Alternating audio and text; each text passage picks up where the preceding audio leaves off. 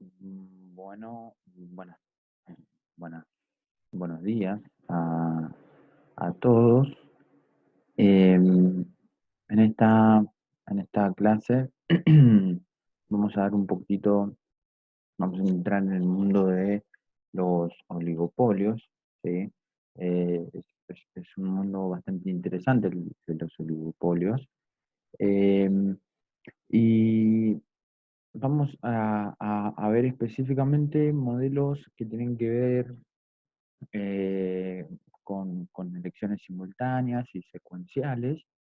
Eh, si no saben, digamos, los oligopolios son un mercado en donde hay pocas empresas. Lo que intentamos modelar acá son situaciones de la vida real en donde hay pocas empresas, ¿sí? En ese mercado, a diferencia de lo que es la competencia perfecta y lo que es el monopolio, como dos estructuras totalmente opuestas, uno con muchísimos competidores, productores, y otros con tan solo un productor que puede tener una influencia en el precio, manejar el precio y te puede dar mercado.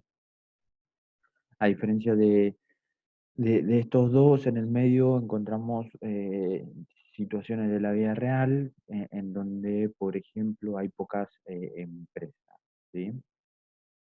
Lo interesante el oligopolio, sí, o de las estructuras oligopólicas, tiene que ver más bien con una cuestión que es la interacción estratégica entre las diferentes firmas, ¿sí? Y bueno, ¿y eso qué implica o qué significa? Bueno, significa que evidentemente las empresas, cuando toman sus acciones, ¿sí? Tienen efecto sobre los resultados, ¿sí? De las otras empresas. Y las otras empresas también reaccionan ante estas reacciones, y se arma una cadena. Por lo tanto, ya no estamos en un contexto de competencia perfecta en donde los productores son tomadores de precio y por lo tanto saben que hagan lo que hagan, no van a influenciar en los precios porque básicamente la escala es muy pequeña. Tampoco estamos en una situación en donde hay poder de mercado como un monopolio, pero hay tan solamente una firma. Por lo tanto, las acciones de esta empresa no tienen ningún efecto sobre algunas compañías porque no las tiene, pero sí estamos si se quiere, en un escenario en donde hay algunas empresas en las cuales las acciones de unas sí repercuten en los resultados de las otras y viceversa. Por lo tanto, al momento de tomar una decisión, una firma, ¿sí? Ya debe tener en cuenta, ¿sí? El comportamiento de la otra empresa, ¿sí? Y eso es básicamente algo muy particular de los comportamientos de los mercados o de las estructuras oligopólicas, que van a destacar precisamente toda la amplia gama de modelos. Para quien le interesa un poco expandir, digamos, esta cuestión, que básicamente nosotros lo que hacemos en este curso es una breve introducción muy amena de lo que son algunos modelos. eh, Esta cuestión de la interacción estratégica está bien representada, o en realidad para los oligopolios se suele estudiar bastante con la teoría de juegos, porque la teoría de juegos básicamente modela situaciones de interacción estratégica o de interdependencia, ¿sí? Así que, bien, en este marco, eh, que básicamente está modelado por estas interacciones estratégicas, nos damos paso a estudiar un poco estos mercados, ¿sí? Hay algunas cuestiones que hay que tener en cuenta que básicamente van a regir, si se quiere, toda la amplia gama de modelos. En realidad son cuatro que vamos a estudiar en esta unidad. Una tiene que ver con las variables de elección, ¿sí? Cuando la firma toma decisiones, uno sabrá que puede tomar decisiones sobre algunas variables, como por ejemplo el precio, la cantidad, incluso si nos vamos y tratamos de expandir un poco más, podrían ser variables que tengan que ver con los procesos de innovación y desarrollo, con procesos de lanzamiento de nuevas líneas de negocio, nuevas tecnologías, la publicidad, todas esas son variables que tienen que ver con variables de elección. Entonces, vamos a tratar de verificar situaciones en donde las empresas tratan de elegir, en nuestro caso, sobre precios y cantidad, ¿sí? Modelos un poquitito más complejos y pueden encontrar otras variables de elección. Pero también hay otra cosa que va a marcar estos diferentes modelos, es el timing de los movimientos o básicamente esta secuencia, si se quiere, de movimientos, a quién le toca primero, mueven los dos, etcétera, etcétera. Por ahí se darán cuenta que hablo mucho de movimientos, etcétera, porque básicamente es una estructura de mercado que es más sencillo entenderlo con algunos elementos de la teoría de juegos. Y si bien nosotros no vemos aquí teorías de juegos, es muy interesante si lo pueden ampliar, ¿sí? Eh, También tiene que ver cuestiones con información sobre las condiciones del mercado, información sobre las acciones del rival, ¿sí? Eh, estas cuestiones que tienen que ver con, ok, alguna firma puede tener una ventaja en la información o puede saber, ¿sí?, cómo básicamente impactan sus acciones en sus rivales, también van a determinar otros resultados totalmente distintos en las condiciones, en los resultados del mercado, ¿sí? Por lo tanto, oligopolio es una definición muy sencilla, que es un mercado con relativamente pocas firmas, pero más que una, ¿sí? Y en donde es muy importante, y eso tienen que tener en cuenta, la interacción estratégica o la interdependencia en las decisiones de cada una de las firmas, ¿sí? Bueno, ¿cuáles son los supuestos necesarios, ¿sí?, para empezar a hablar, ¿sí?, de, de, de estos modelos? Nosotros, si bien eh, se modela, digamos, con que existen N empresas idénticas en el mercado, nosotros en general lo vamos a hacer tan solo con dos empresas, por lo tanto, vamos a estar en el marco del duopolio, ¿sí? Pero respetan estas cuestiones, que las empresas son idénticas, tienen la misma tecnología, etcétera, etcétera, son muy, muy parecidas.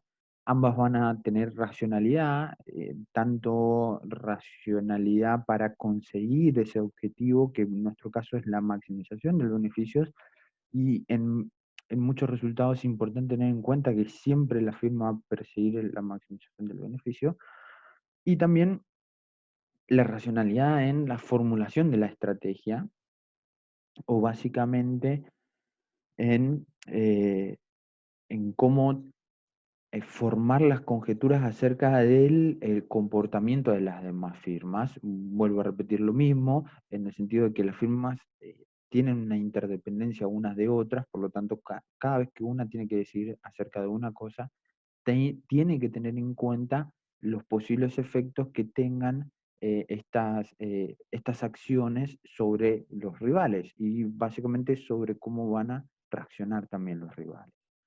Eh, Algo a destacar en esto es que producen un bien homogéneo. Básicamente esta es la característica que va a marcar básicamente todos estos modelos, porque tan solo desviándonos un pequeño pelín de este supuesto, podemos entrar en la amplia gama de modelos que tratan de los productos diferenciados, ¿sí? Hoteling y demás cuestiones. Otra de las cuestiones es que no hay costos de transacción ni tampoco de información, por lo cual, junto con el bien homogéneo, me van a permitir a mí tener la famosa ley del único precio, es decir, si alguien vende más barato que la otra persona, entonces tranquilamente eh, ese consumidor no le compra al tipo que vende más caro, sino que le compra al tipo que vende más barato, ¿sí? Porque específicamente sabe dónde se encuentra, y automáticamente puede ir a, a buscar ese bien, ¿sí? Otra de las cuestiones de los supuestos, no vamos a repetir todos los supuestos, pero en cada modelo sí vamos a verificar los supuestos que se cumplen en ese modelo en particular. Eh, y la demanda está atomizada y bien comportada. Esto es, tenemos una demanda dependiente negativa, ¿sí? Y con consumidores que están totalmente atomizados. Una demanda que se comporta muy bien, ¿sí?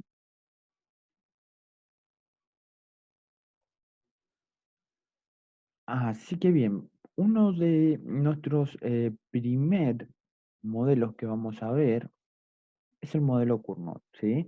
Cournot básicamente estableció este modelo allá por 1800, si no me equivoco. Es un modelo viejo, pero que básicamente representa muy bien todas las cuestiones que a nosotros nos interesa. Y fíjense que aun cuando es un modelo muy viejo, todavía tiene implicaciones en cuestiones de la actualidad, ¿sí? Eh, Algo que no comenté arriba, pero que vale la pena remarcar aquí, es la cuestión de nuestros modelos. Básicamente se van a dividir en dos, ¿sí? Básicamente porque de esa manera o otra varian. eh, y esos dos modelos, no todos los libros lo dividen así, pero está interesante la división de varian. Son modelos de básicamente elección simultánea y modelos de elecciones secuenciales. Eh, Como vuelvo a repetir, son básicamente terminología de la teoría de juegos, pero esos dos modelos a nosotros nos clasifican bien toda la cuestión, todos los cuatro modelos que vamos a ver, que es el modelo Cournot, el modelo Bertrand, que están dentro de las elecciones simultáneas, ahora vamos a explicar por qué, y, y los otros dos modelos que tienen que ver con el liderazgo en cantidad de Stackelberg y el liderazgo en precios, que están dentro de los modelos secuenciales, porque tienen otras características. ¿Qué caracteriza un modelo que es de elección simultánea? ¿Sí? En particular, ¿qué significa la elección simultánea? Bueno, la verdad es que la elección simultánea hace como si eh, los productores, en este caso las firmas, o básicamente cualquier individuo en la teoría de juegos, van a elegir eh, como si estuvieran eligiendo simultáneamente. Y en las situaciones en donde uno elige simultáneamente, básicamente no conoce la respuesta de la otra persona, sino que la tiene que o estimar o tratar de proyectar, ¿sí? Generalmente en las traducciones de los libros, eso se traduce como tienen que hacer conjeturas acerca del comportamiento del otro individuo. En este caso, nuestro otro individuo sería una empresa. Pero eso no implica que estén decidiendo en el mismo momento, ¿sí? Eso no implica para nada que estén decidiendo en el mismo momento. Básicamente la dimensión temporal eh, puede ser en el mismo momento como puede ser que no. Lo único que se tiene que cumplir en las características de los modelos que tienen que ver con la elección simultánea es que eh, la firma que está eligiendo, el individuo que está eligiendo entre un par de alternativas o de estrategias o cursos de acción, eh, tiene que suponer las elecciones de la otra persona porque básicamente no la conoce. Entonces tiene que hacer algún tipo de conjetura. En el modelo de Cournot, eh, esto se modela tomando como dado la cantidad que va a producir la otra empresa, ¿sí? Es decir, o las otras empresas, ¿sí? Es decir, eh, que básicamente cuando una firma está tomando una decisión en el modelo de Cournot, va a suponer que la otra firma va a mantener constante su nivel de producción, pero hay una conjetura acerca de lo que la otra firma básicamente está haciendo, ¿sí? Y esto va a marcar, y esto marca de hecho un poco la cuestión estratégica, ya no decido por sí solo, sino que ya tengo en cuenta que también hay una persona, una firma en la vereda de enfrente, en lo cual también toma decisiones y también afecta algo en común a los dos, que es el precio, ¿sí? Fíjense que cuando hay dos empresas, eh, en este caso hay N empresas, ¿sí? Pero y si N fuera igual a 2, aquí habría dos empresas. Fíjense que cuando hay N empresas, está bien, digamos, en un mercado, la cantidad total del mercado no es otra cosa que la suma de cada una de las cantidades producidas y comerciadas. Eh, entonces, si yo estoy tratando de tomar una decisión, ¿sí?, respecto a alguna variable que todavía no le hemos mencionado, necesariamente tengo que tener en cuenta que mis efectos, tanto en las cantidades, ¿sí?, y eso puede influir en el precio o como en el precio mismo, van a tener influencia en mí, ¿sí?, en mis resultados, en mis ingresos y por lo tanto en mis beneficios, pero también van a tener influencia en mi rival, ¿sí? En la empresa con la cual estoy compitiendo o con la empresa con la cual estoy compartiendo algún tipo de mercado en particular. Eso es básicamente la idea del modelo y por lo tanto tengo que hacer alguna conjetura acerca de lo que va a ser mi rival, ¿sí?, para tomar una decisión. El modelo de Cournot en particular es, eh, es un modelo, valga la redundancia, que trata de eh, modelar situaciones de las firmas en donde las firmas eligen la cantidad a producir, ¿sí? La variable de elección en este caso es la cantidad a producir, ¿sí? Eh, que justamente es algo que me salté acá, sí, pero es básicamente es un poco esto, ¿sí? Es la variable, ¿sí?, que van a elegir son las cantidades, ¿sí? Y esas cantidades van a ser tales que van a maximizar, ¿sí?, los beneficios de esta firma, ¿sí? Fíjense que hay una cuestión acá que es, eh, el modelo solamente trata de evaluar o modelar una situación en la cual estas dos firmas eh, eligen de una sola vez y solamente una sola vez y no vuelven a tratar de reelegir en otro periodo, es decir, se encuentran en un periodo, tienen que elegir acerca de diferentes niveles de producción, ¿sí?, a producir, tal que esos niveles de producción maximicen sus beneficios, pero teniendo en cuenta que básicamente los niveles de producción que elijan van a tener una influencia en el precio y esa influencia en el precio les va a afectar a sí mismo, pero también teniendo en cuenta que la otra firma también elige y por lo cual las elecciones de la otra empresa también influencian el precio y también me influencian a mí en particular a través del precio. Cada una de las empresas tiene o reconoce que básicamente sus decisiones en cuanto a los niveles de producción que van a maximizar sus beneficios tienen una influencia en el precio y eso le termina influenciando a cada uno y que las otras también pueden decidir en cuanto al nivel de producción y pueden afectar el precio y eso le va a terminar perjudicando a uno mismo. Pero, y esto es bastante particular, pero saben que, o en realidad sí saben, que en realidad sus elecciones en cuanto a cantidad no tienen efectos en la cantidad que eligen la otra empresa, ¿sí? Básicamente esto lo terminamos de modelar en modelos de Stackelberg, donde sí se tienen en cuenta estas cuestiones, ¿sí? Entonces, volvemos a un poquito acá. Entonces, básicamente, ¿cuál es el problema que intentamos resolver? Bueno, para una empresa I, ¿sí? Para una empresa I en donde esto sea la función inversa de demanda, esto es una función inversa, me indica el precio en función de la cantidad, que se comporta básicamente como a nosotros nos gusta que se comporte, y en donde las cantidades del mercado no es otra cosa que la cantidad, la suma de la cantidad de cada firma, ¿sí? De la producción de cada firma.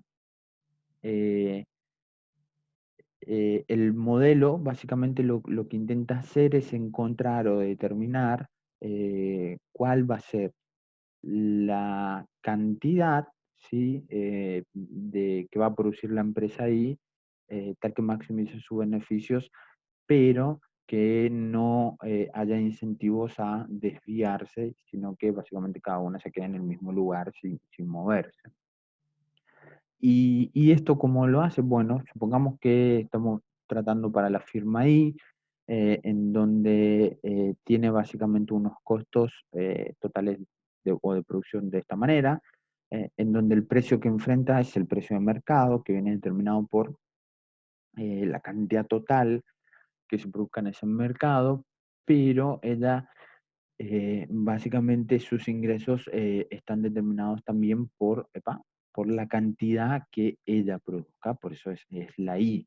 Si nosotros tomamos la condición de primer orden, es decir, tratamos de hallar la cantidad de producción de la empresa I que va a maximizar los beneficios, vamos a encontrar una relación como esta, que está aquí, eh, en donde lo que nos está un poquito marcando es alguna cuestión que tiene que ver con que esto es el ingreso marginal, digamos, no hay otra cuestión, y esto es el costo marginal, por lo tanto se sigue cumpliendo la misma condición de siempre, que el ingreso marginal debe ser igual al costo marginal, pero aquí el costo marginal ya no está multiplicado como en el caso del monopolio por la cantidad total de mercado, sino tan solo por la cantidad de la empresa ahí, ¿sí? La cantidad de la empresa en cuestión que estamos analizando.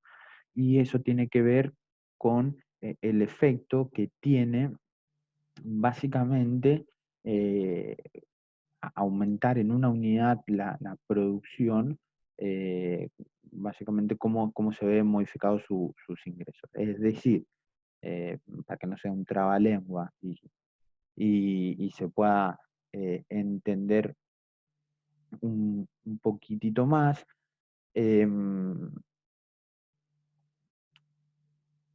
Aumentar en una unidad la producción tiene un efecto, o la empresa solamente evalúa el efecto que tiene justamente el precio en sus ingresos. Por lo tanto, esto que está aquí, es bastante menor de lo que podría ser en una situación de monopolio o en una situación de colusión, ¿sí? Que es exactamente lo mismo que un monopolio.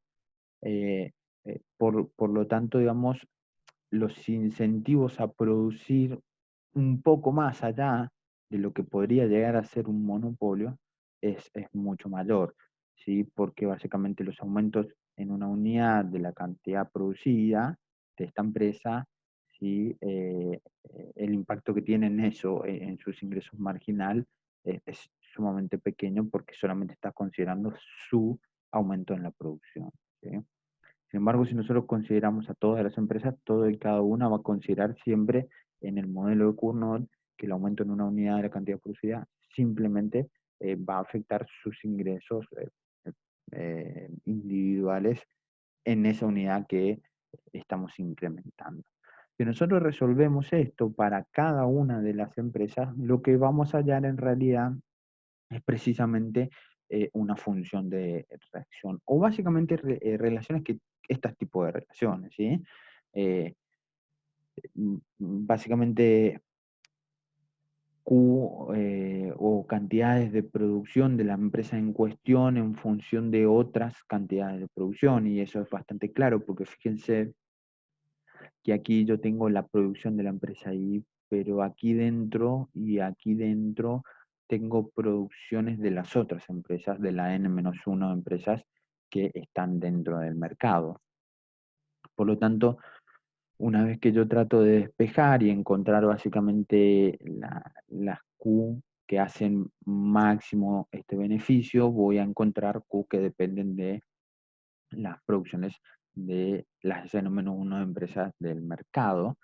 Eh, y esta específicamente me indica, o se llama también, es una función de reacción, porque básicamente me va a indicar cuál es el nivel de producción de la empresa en particular, dado que eh, las otras empresas están produciendo QJ, unidades de producción. Y esto me indica un poco, tal como aquí también me indica, que al momento de evaluar o al momento de maximizar sus beneficios, las empresas tienen en cuenta lo que las otras empresas pueden hacer.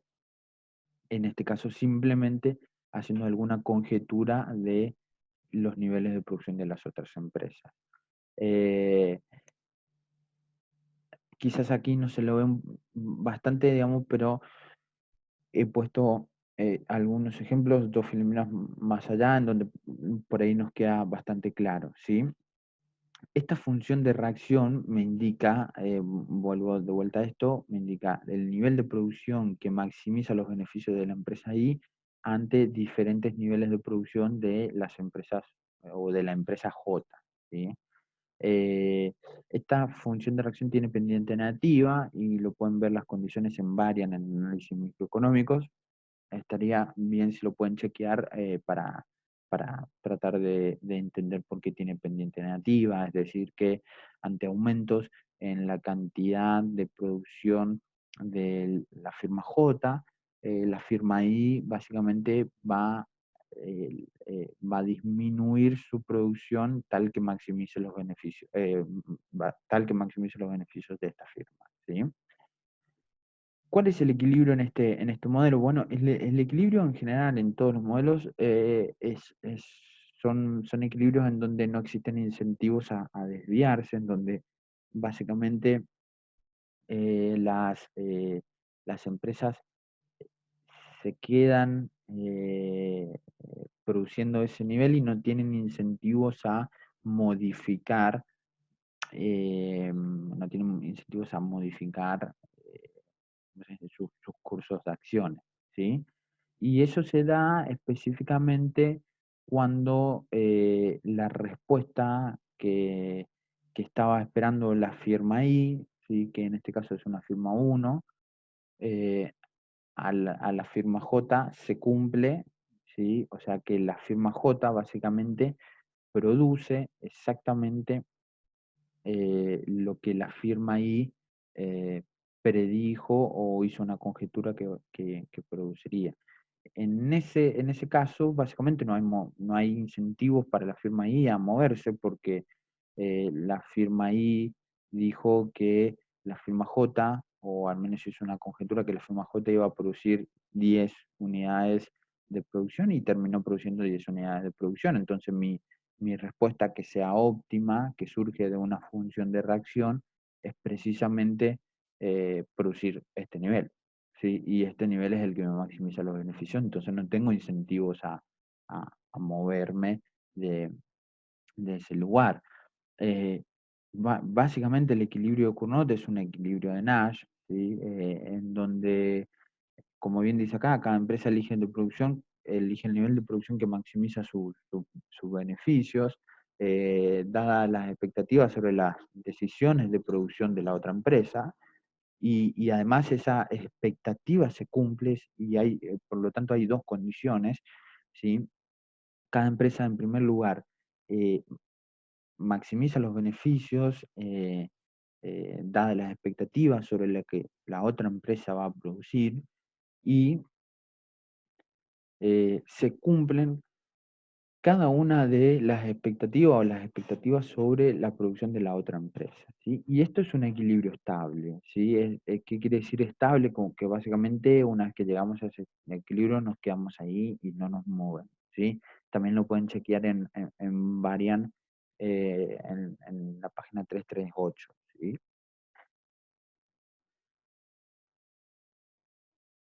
Así que, bueno, pasemos un poco a cuestiones que tienen que ver con un ejemplo numérico, porque por ahí puede ser confuso. En primer lugar, dijimos que destaca al modelo Cournot. Bueno, son empresas en primer lugar que son maximizadoras del beneficio, pero que su variable de elección es la cantidad, por lo tanto eligen los niveles de producción. Eh, eh, ¿Cómo modelamos esta interdependencia estratégica? Bueno, suponiendo en el modelo Cournot, ¿sí? Supone que la otra empresa, ¿sí? Va a producir un determinado nivel de producción, pero no la conoce, ¿sí? No sabe, exactamente no sabe cuánto produce, por lo tanto tiene que suponer que produce tal nivel de producción, ¿sí? Y que ese nivel encima va a ser constante, digamos, sí, va a mantener ese nivel que está suponiendo. Eso es uno de los elementos bastante clave, ¿no? Eh, y eso caracteriza al modelo como un modelo de elecciones simultáneas, porque justamente lo que estamos viendo es básicamente un problema como si fuera que las dos empresas, ¿sí? Como siempre dije, vamos a modelar dos empresas, que las dos empresas están eligiendo como si estuvieran eligiendo en el mismo momento. En el mismo momento, cuando le tocan elegir, una está separada de la otra, por lo tanto, no puede, cuando elige un nivel de producción, no sabe el nivel de producción que eligió la otra empresa, por lo tanto tienen que suponer, ¿sí? Que la otra empresa eligió tal determinado nivel de producción y ahí adoptar su elección que es acorde a la maximización del beneficio. ¿Y cuál es el problema de todo esto? Y el problema de todo esto es que ya mis acciones, ya tienen que tener en cuenta las acciones de la otra empresa porque hay dos empresas que producen en el mercado y no podemos sobreproducir, porque si sobreproducimos, tiramos el precio hacia abajo y por lo tanto eso tiene, digamos, tira mis ingresos para abajo y los beneficios para abajo. Pero una cosa es lo que destaca en el modelo Cournot es que simplemente los aumentos en el nivel de producción de cada una de las empresas, o cada una de las empresas ve particularmente reflejados los aumentos en el nivel de producción de sí misma, ¿sí? La caída en los ingresos o el ingreso marginal solo toma en cuenta los el propio aumento en la producción. Ahora bien, con esto en mente, supongamos que existen dos empresas, ¿sí? En un mercado con, con costos determinados para empresa uno de esta manera, y de esta manera, fíjense que estamos modelando eh, o sea, estructuras tecnológicas o tecnologías de rendimientos constantes, porque básicamente esto es una función de costos que tiene rendimientos constantes. Yo derivo esto para encontrar el costo marginal y básicamente me queda C, y si hago el costo medio me queda C y es una constante, ambos son iguales. La función de demanda inversa tiene este tipo, ¿sí? Es una demanda lineal, ¿sí? La cantidad que se produce en el mercado es Q1 más Q2, por lo tanto a la hora de maximizar, eh, básicamente nos quedaría, algo así. A ver, nos quedaría como A menos, eh, fíjense, Q1 menos eh, Q2, ¿sí? Esto sería nuestra demanda de mercado. Si nosotros simplemente lo que haríamos es reemplazamos esta Q aquí y nos queda una función inversa de demanda de esta manera. Por lo tanto, a la hora de maximizar, básicamente esto será el precio, ¿sí? Y multiplicado por la cantidad que produzca cada empresa, serán los ingresos de esta empresa, menos los costos de esa empresa en particular. Fíjense que ambas empresas tienen los mismos costos. eh, y acá hay una particularidad, porque lo que marqué en azul es para que intentemos darnos cuenta de por qué está determinado o por qué está, digamos, eh, con una E, porque básicamente hace a la cuestión de que la empresa 1 al momento de elegir su nivel de producción que maximiza sus beneficios, hace alguna conjetura, ¿sí? O espera que la empresa 2 produzca un nivel determinado, ¿sí? Y que se mantenga ese nivel determinado constante. Entonces, suponiendo que la empresa 2 va a producir Q2, no sé cuánto es Q2, pero produce Q2, procedemos a maximizar o encontrar las cantidades que maximizan los beneficios de esta propia empresa. ¿Cómo lo hacemos esto? Bueno, las condiciones de primer orden son específicamente estas. Si yo derivo esta expresión respecto a Q1, obtengo A menos 2Q1 menos Q2 elevado a la E menos C. Y esto que está aquí, a ver, básicamente esto que está aquí es el ingreso marginal, ¿sí? Esto que está aquí es el ingreso marginal. Y esto que está aquí es el costo marginal, el costo marginal, ¿sí? Por lo tanto, la condición me indica que yo necesito encontrar una Q que haga máximo los beneficios, y si despejo Q de toda esta expresión, obtengo esto que está acá. ¿Qué me dice esto? Bueno, esto me dice específicamente lo que habíamos encontrado por aquí, que una vez que yo resuelvo su problema voy a encontrar eh, básicamente unas relaciones o expresiones de Q sub i, en este caso Q sub 1, en función de las empresas rivales, la producción de las empresas rivales, y en este caso mi rival es la Q2. Por lo tanto, esta relación que está aquí, esto es una función de reacción, esto es una función de reacción en donde me indica eh, básicamente las respuestas óptimas en el sentido que maximizan los beneficios de la empresa 1 ante diferentes niveles de producción de la empresa 2 o su rival, y tiene pendiente negativa, tal como lo habíamos afirmado anteriormente. Esto indica que niveles de producción más elevados de la empresa Q2 implican niveles de producción mucho más bajos o menores de la empresa 1, tal que maximizan los beneficios de la propia empresa 1. ¿Sí? Eh, Todavía esto es esperado, digamos, no sabemos cuál es efectivamente el nivel de producción de la empresa 2. Por lo tanto, procedemos a hacer exactamente lo mismo con la empresa 2, ¿sí? Una vez que hacemos para la empresa 2, tenemos que tener en cuenta que la empresa 2 al momento de elegir su nivel de producción que maximiza sus beneficios, va a hacer alguna conjetura acerca del comportamiento de la empresa Q1, porque todavía no sabe, no ha visto cómo la empresa Q1, básicamente, cuál es el nivel de producción que ha elegido. Por lo tanto es una conjetura, esto habla de lo simultáneo.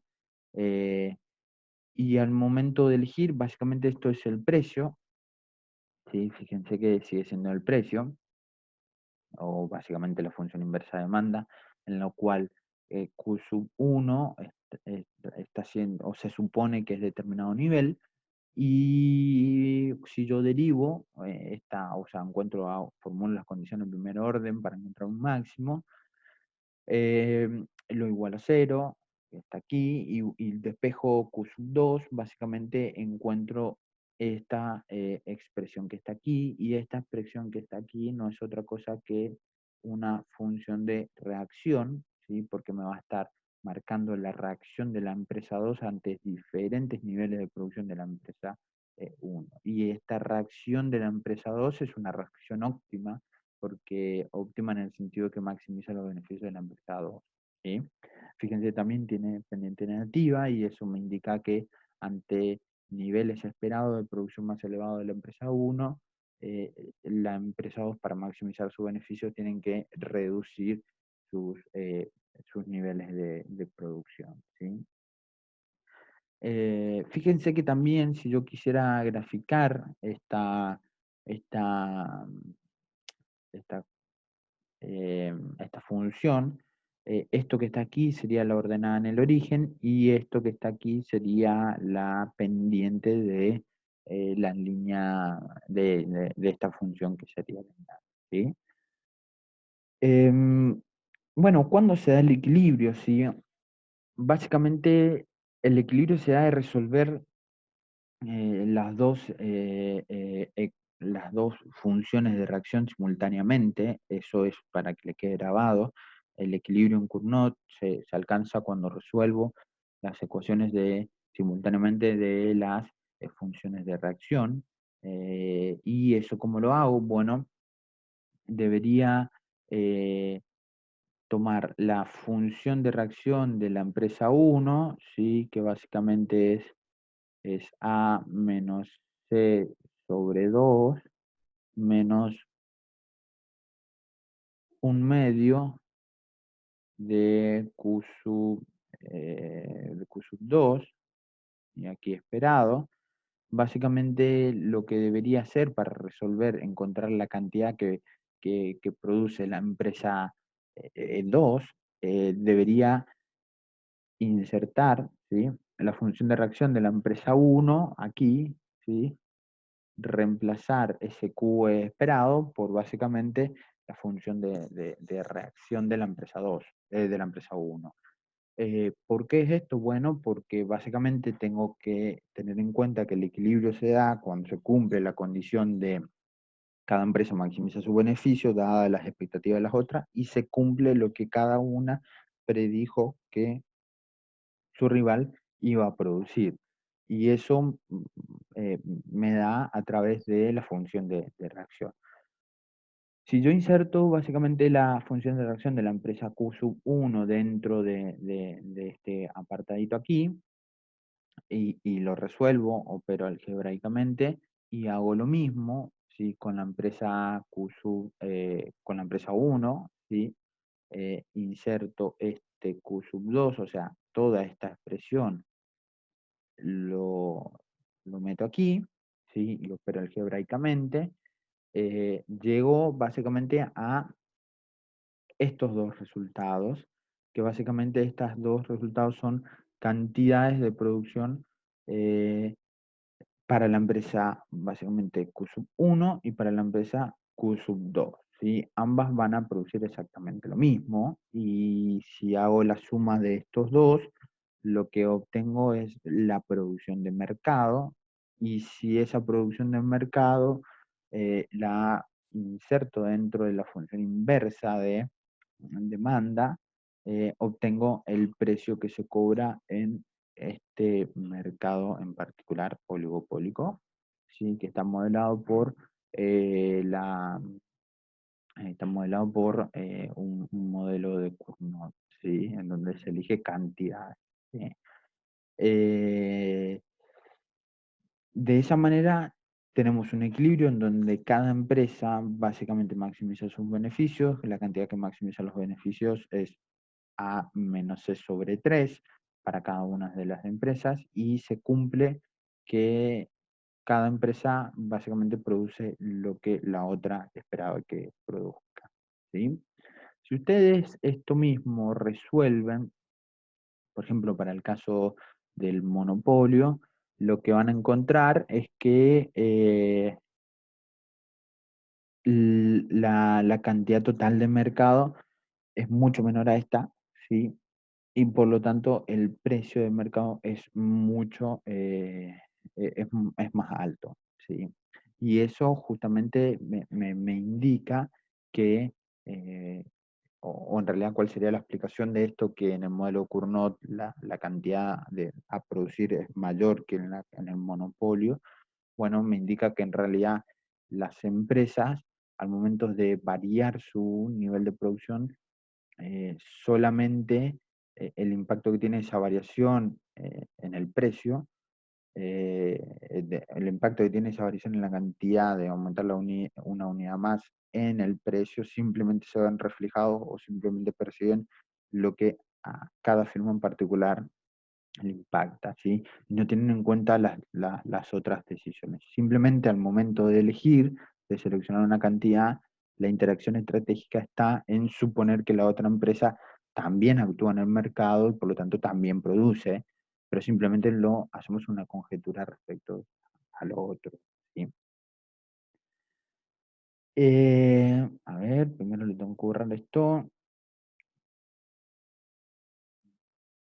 Bien, ¿cómo, cómo hallamos gráficamente el equilibrio? Bueno, básicamente el equilibrio, como bien lo dijimos, se da en el punto en el cual resuelvo simultáneamente las dos funciones de reacción. Es decir, tengo dos ecuaciones, ¿sí? Una Q1 en función de Q2 y tengo Q2 en función de Q1 y tengo que resolver ese sistema de dos ecuaciones con dos variables. Y resuelvo ese sistema de ecuación y eso básicamente no es otra cosa que encontrar el punto en el cual se intersectan ambas funciones de reacción. ¿Cuáles son las funciones de reacción? Básicamente, esta es una función de reacción, en particular es la función de reacción de la empresa 1, está como ver porque por sus siglas en inglés, digamos, de mejor reacción, esta es la reacción de la empresa 1, ¿sí? Ante diferentes niveles de producción de la empresa 2. Básicamente lo que voy a estar mirando es aquí, ¿sí? Fíjense que habíamos dicho que la ordenada en el origen de la otra función de reacción de la empresa 1 era simplemente A menos C sobre 2, y es específicamente aquí la ordenada en el origen de esta empresa. Y como lo miro, básicamente ante diferentes niveles de producción de la empresa 2, ¿sí?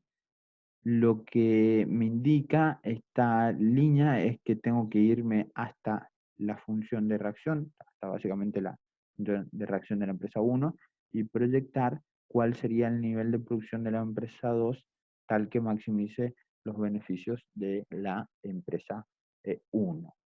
¿Sí? Entonces, ante diferentes niveles de producción de la empresa 2, esta función de reacción me indica cuál es el nivel de producción eh, óptimo que hace máximo los beneficios, ¿sí? Ante esos diferentes niveles. Y lo mismo para la función de reacción de la empresa 2, ¿sí? Ante diferentes niveles de producción de la empresa 1. Fíjense que hay una cuestión acá, no es o sea, no es casual, digamos, que la función de reacción de la empresa 1 sea más empinada que la función de reacción de la empresa 2, y eso habla de la estabilidad del sistema. Por eso le mandé o les puse la página para que chequen cuáles serían las condiciones eh, por lo cual se da esa estabilidad. Básicamente lo que van a tener que encontrar es que específicamente la función de reacción de la empresa 1 es más inclinada a la función de reacción de la empresa 2, ¿sí? Si no, imagínense, no tendría solución. Eh, el punto de equilibrio es específicamente un punto de equilibrio tal en donde se intersectan estas dos funciones de reacción, eh, que básicamente es resolver el sistema de ecuaciones de dos ecuaciones con dos incógnitas. Yo resuelvo ese sistema. La resolución en el plano sería donde se intersectan o se encuentran las cantidades Q1 y Q2, no serían otra cosa que encontrar eh, básicamente el punto donde se intersectan estas dos ecuaciones. Por lo tanto, aquí me da, fíjense que en el punto E es el punto de equilibrio y no hay incentivos a moverse, porque si la empresa 1 supone que la empresa 2 está produciendo A menos C sobre 3 y supone que va a seguir produciendo, entonces específicamente lo que ella tiene que producir es A menos C sobre 3. Y si la empresa 2 cree que la empresa 1 está produciendo A menos C sobre 3, no tiene que hacer otra cosa que producir A menos C sobre 3 para maximizar sus beneficios, y el equilibrio es totalmente estable y nos quedamos ahí y no nos movemos. Ahora bien, ¿qué son estas curvas que tienen estas formas medias raras que están aquí y otra que está aquí?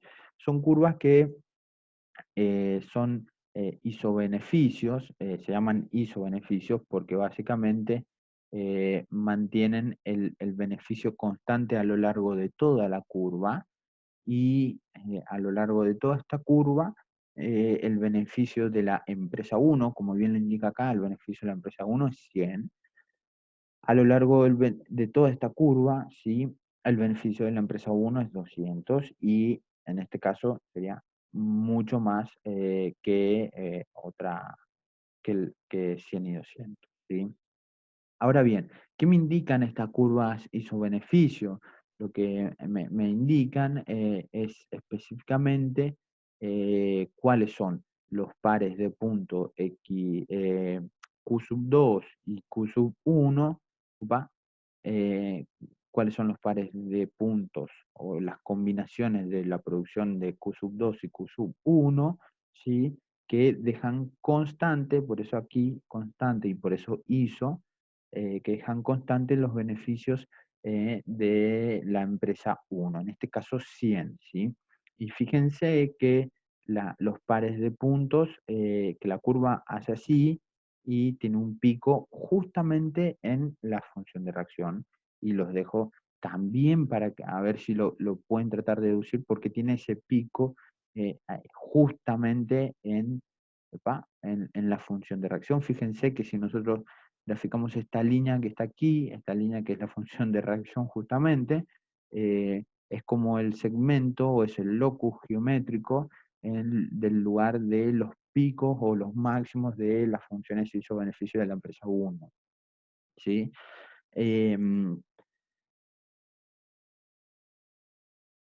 Así que eso sería como una función isobeneficio. Ahora bien, ¿por qué, por ejemplo, a medida que voy bajando en esta función de reacción, básicamente las curvas isobeneficios van teniendo mayores beneficios? Bueno, es algo bastante intuitivo. Fíjense que si ustedes resuelven como si fuera un monopolista eh, este problema, es decir, consideran que únicamente la empresa que está produciendo es la empresa Q sub 1, y básicamente un segmento como sería una situación como Q sub 2 no produce nada, por lo tanto Q sub 2 está en cero, y Q sub 1 es la única que produce. Esta cantidad que está aquí es la cantidad de monopolio, ¿sí? Fíjense que esta cantidad de monopolio es mucho mayor a la cantidad que produce esta empresa en particular, ¿sí? Ahora bien, eh, ¿por qué para hacia abajo me voy aumentando el beneficio? Porque específicamente para cada nivel de producción dado, ¿sí? Por ejemplo, para este nivel de producción dado, a medida que la otra empresa produce cada vez menos, entonces la cantidad del mercado se va reduciendo y eso va aumentando los beneficios, eso va aumentando el precio, por lo tanto, ese aumento de precio hace aumentar el ingreso de todas las unidades que ya estaba vendiendo y que está vendiendo la empresa 2, por lo tanto se va incrementando los beneficios hasta el punto en el cual se hace máximo, que es específicamente en la situación de monopolio. ¿Cómo serían las curvas ISO-beneficio para la empresa 2? Se lo dejo que chequeen, digamos, pero serían cuestiones más o menos así, digamos, así para este lado, ¿tá? Y lo pueden ver en Variant, por ejemplo, que tiene graficado al principio de su explicación sobre teoría de juegos, la situación para la empresa 2, ¿sí? Ahí estamos. Ahora bien, esto es un poco cómo sería la dinámica, que, bueno, me pareció interesante ponerlo. Es un gráfico de Varian, el gráfico anterior era de Nicholson, pero de Nicholson en inglés, de una versión más nueva. Fíjense acá cómo sería el posible ajuste hacia el equilibrio, sería cómo sería esa dinámica. Y la dinámica básicamente sería ir recorriendo desde un punto hasta aquí, y de subir hasta acá, y después venir hasta aquí, subir, hasta que nos encontremos en un punto en el cual las dos funciones de reacción se intersecten. Otra vez, la función de reacción de la empresa 1 es más empinada que la función de la empresa de reacción de la empresa 2, ¿sí? Y en este punto es el punto de equilibrio de Cournot, ¿sí? Por lo tanto no hay incentivos a desviarse. La situación comienza un poco como si fuera que están produciendo en un punto como el un punto como el I sub 1 T y el I sub 2 T, ¿sí? Y la particularidad de esto es que, fíjense que aquí está el supuesto de cómo funciona el modelo. Em, si la empresa 1 sí va a suponer que la empresa 2 no va a variar, ¿sí? Esta cuestión que está aquí, esta eh, cuestión o sea, el nivel de producción de la empresa 2. Por lo tanto, si la empresa 2 espera que la empresa 1 espera que la empresa 2 no varíe, entonces la reacción óptima sería producir esto. Ahora bien, la empresa 2 sí espera que la empresa 1 tampoco varíe su nivel de producción. Fíjense que en esta primera, el pasaje de este punto a este punto, la empresa 2 no mueve, ¿sí? Simplemente el único movimiento, el que ajusta aquí, es la empresa 1, ¿sí? La empresa 1 espera que la empresa 2 no intercambie, no modifique su nivel de producción. Entonces, en T más 1, este es el nivel de producción. Ese es el nivel de producción, ¿sí? Con una empresa 1 que ha ajustado su nivel de producción, pero una empresa 2 que todavía no ha variado. Ahora bien, el pasaje del punto T más 1 al punto T más 2 es precisamente la empresa 2 es quien ahora hace conjeturas acerca de la empresa 1, y la empresa 2 supone que la empresa 1 no va a variar este nivel de producción. Por lo tanto, si yo digo que la empresa 1 está produciendo esto, la pregunta sería cuál es el nivel de producción de la empresa 2 que hace máximo los beneficios de esta empresa.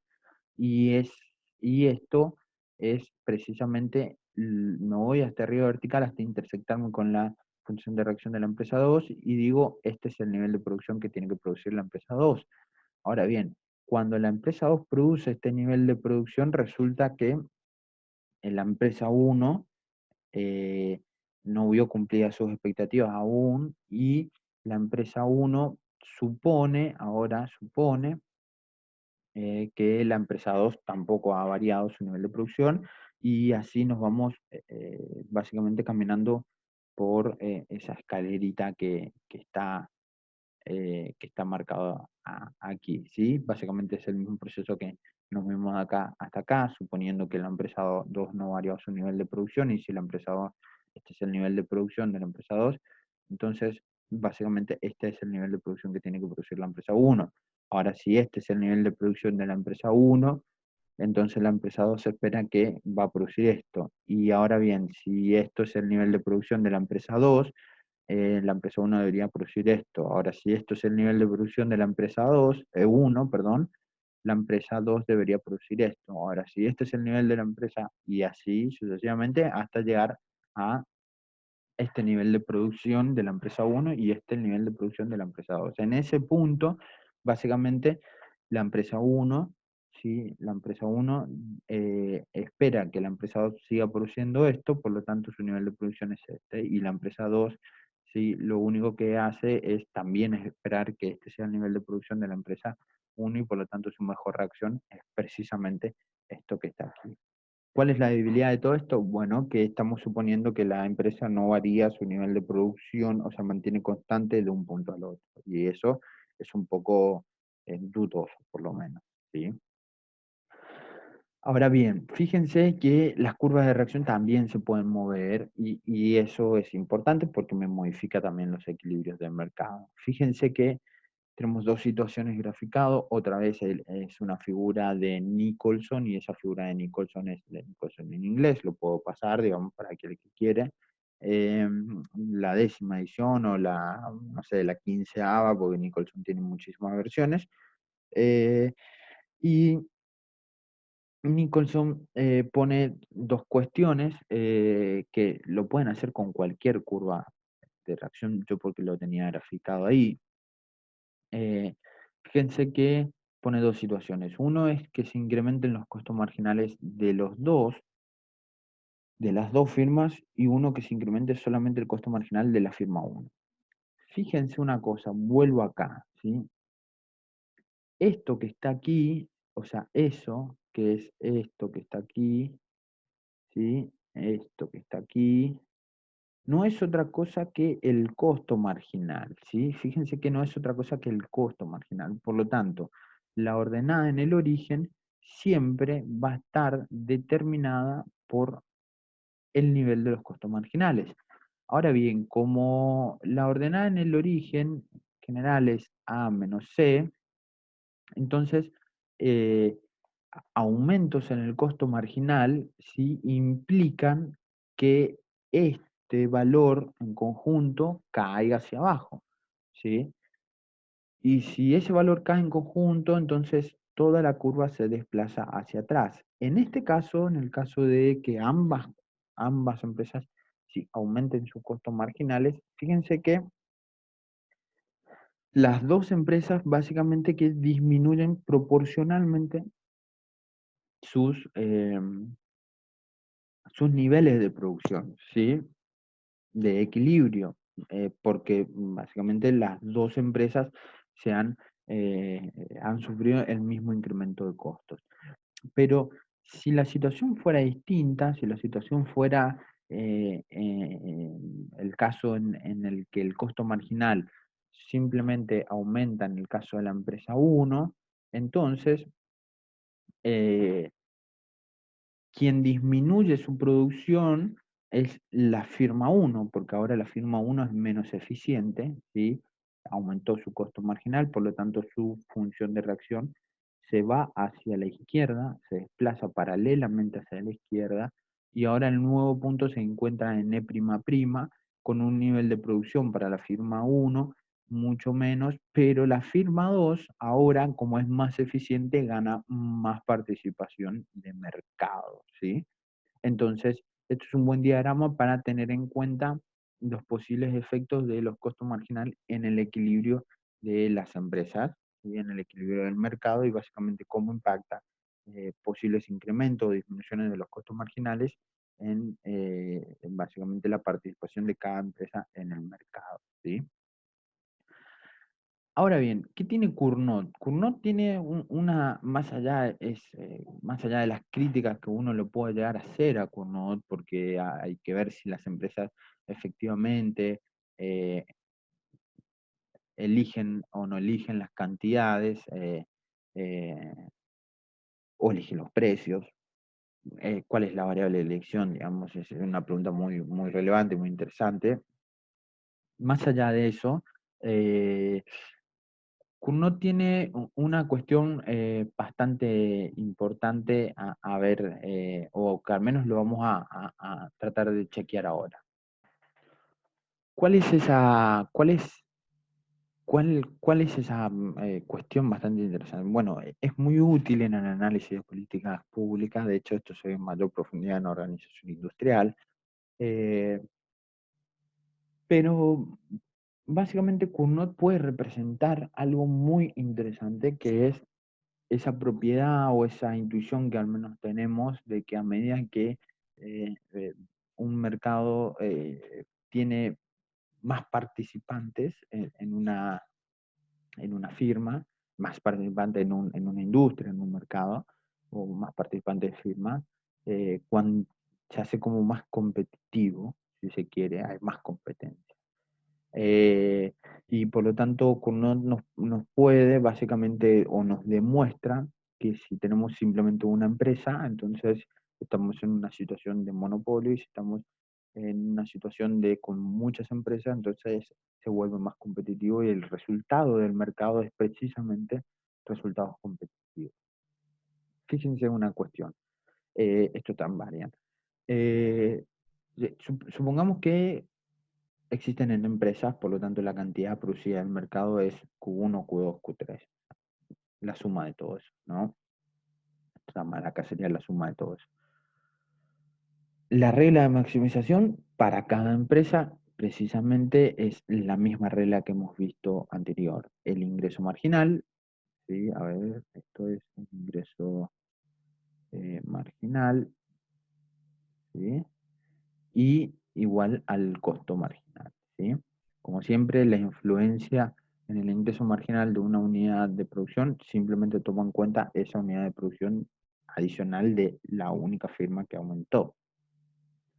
Si nosotros aquí básicamente dividimos y multiplicamos eh, por P, ¿sí? Básicamente lo que tenemos que hacer es dividir y multiplicar por P y también dividir y multiplicar por Q. Podemos básicamente expresarlo de esta manera a eso con un S sub I igual a la participación de la empresa I en el total de mercado. Es precisamente esto, ¿sí? La proporción de las ventas o de la cantidad producida de la empresa I en la producción total del mercado, ¿sí?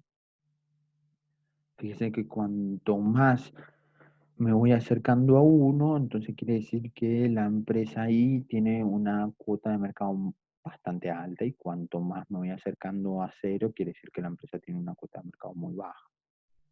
Si yo a esto que está aquí básicamente lo expreso de esta forma, ¿sí? Básicamente divido tanto arriba como abajo por ese sub I, llego a esta expresión que está aquí, ¿sí? A esta expresión que está acá. Y esta expresión es muy interesante porque si nosotros tenemos en cuenta esto que está acá, fíjense que la participación del mercado por una cuestión teórica en una competencia perfecta era ínfima, ¿sí? Digamos que prácticamente era casi cero, ¿sí? Y en una situación de monopolio hay solo una empresa, por lo tanto la producción de la empresa ahí es igual a la producción del mercado precisamente. Entonces, esto sería 1. Fíjense que nos modela esto, nos modela o nos da el resultado específico de ambas situaciones.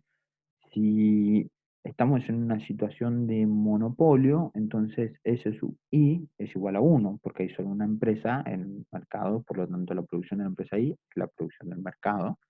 Y si es igual a 1, precisamente nos queda la regla de la inversa de la elasticidad, que lo vimos en monopolio, ¿sí? Eh, en donde el precio y, digamos, iba a ser igual o iba a tener un cierto margen respecto a los costos marginales, ¿sí? Y ese margen iba a depender de la elasticidad. Ahora bien, si nosotros estamos en una situación próxima a la competencia, es decir, la participación en la cuota de mercado de cada empresa se va haciendo cada vez más pequeña, ¿sí? De hecho, va aproximándose a 0. Este cociente que está aquí, un número dividido por algo que se va aproximando a 0, es algo muy grande, y por lo tanto 1 sobre algo muy grande es cada vez más pequeño, y entonces 1 menos algo cada vez más pequeño, que en algún momento va a llegar a 0 o va a tender a 0, es precisamente 1. Por lo tanto, en ese caso tenemos una situación en donde el precio, ¿sí?, es igual al costo marginal, y eso es un resultado que lo encontramos específicamente en la competencia perfecta. Entonces, de esta manera, de esta manera podemos representar a través de la resolución de un problema de Cournot, ¿sí?, básicamente dos situaciones totalmente opuestas: una competencia perfecta y una y una situación de monopolio. Y específicamente si partimos de la solución de monopolio y vamos agregando firmas, por lo cual la participación de cada firma cada vez se va haciendo, va disminuyendo, vamos llegando a resultados que se asimilan a la competencia, llegando a un punto en donde la participación de la empresa cada vez sea menor, ¿sí? De hecho, en el extremo, si tenga escasa o nula participación, que los resultados se vuelven igual a la competencia perfecta, es decir, que cada empresa ni siquiera tiene el poder de manejar el precio y simplemente es un tomador de precios. En el lado opuesto, cuando hay solo una empresa, esa empresa tiene el total control del precio y puede manejar ese precio según la elasticidad de la curva de la demanda. Entonces, es muy útil el modelo de Cournot para el análisis de políticas públicas, porque justamente podemos representar una versatilidad de situaciones y de resultados de mercado tan solo con el modelo de Cournot.